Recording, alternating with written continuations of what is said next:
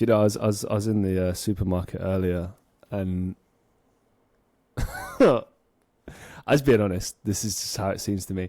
I feel like I'm in a fucking simulation in a video game or like in the Matrix or something. And you know, I always used to laugh at shit like that in the past, be like, "Oh yeah, okay, we're all in the Matrix." But like when I see how people act now, it's literally like everyone's a fucking NPC, and like I struggle to find the like real human beings. Like they're there, and like for instance, like there's this dude wandering around that works at this supermarket that's cool as shit. Like he's really built. He's got long ginger hair. He wears a hat, and he's just got good vibes. Like at Christmas, he was wearing like a Christmas hat. And I was like, "Nice hat, dude." He was like, "Thanks." It's just like this guy exudes cool. And then like everyone else is just like a zombie, you know? And I'm like, "Fuck is wrong with you? Wake up." That film, it might as well be a documentary at this point. We're all on rails, you know. Did you ever play like the arcade? There's this game called House of the Dead where you you hold the gun and you shoot the zombies, but you don't actually move. Like the game takes you where you have to go. Yeah. They call that like an on rails game, and that's like what life is. We're just sort of all on rails. We're all on this sort of autopilot mode. But sometimes, you know, I think it's important to realize that you're on autopilot, realize that you're on rails, and then you can more effectively, you know, take out the zombies. And sometimes if you're lucky and if you work real hard, you can pop yourself off the rails and go your own direction. But that's kind of what it reminded me of what you said there. Yeah. I mean, I think you're onto something there, but I think the whole self-awareness thing not happening. I mean, if you don't realize, then you're part of it, you know, and you don't see it.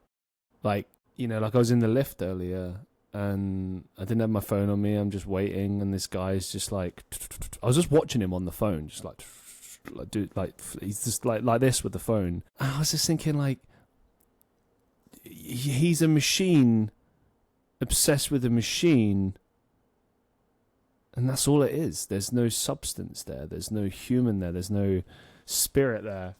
We live in a time where everyone is obsessed with AI. And people are having their fun and going crazy with it, right? But in many ways, some people are theorizing it's the death of the artist. And, you know, I refuse to accept that.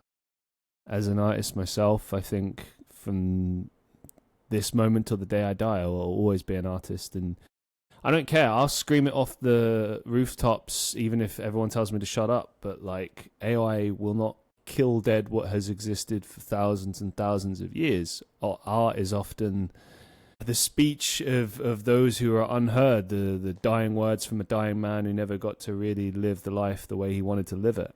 And, you know, it's pure heart and soul.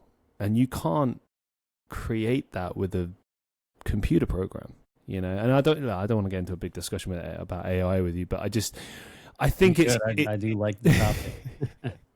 Maybe we'll bookmark that for another show, eh? Yeah, let's do it. I will say this, though. You can't deny that it comes at a very coincidental time, you know, a time when there was supposed to be a lot of spirituality and people waking up and everything. And now you bring in this new... I almost feel like it was brought in deliberately to kind of quash all of that.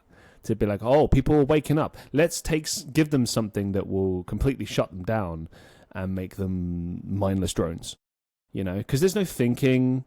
There's no brains activated, working, doing anything. Now, I'm not saying everything created with AI is completely useless.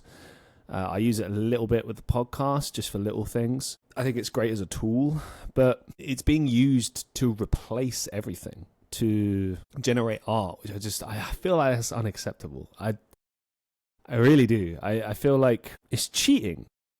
It's not real. Most importantly, it's soulless. And through all the progress we might have been making in the 2010s from a sort of a spiritual perspective, I feel like those days are dying now.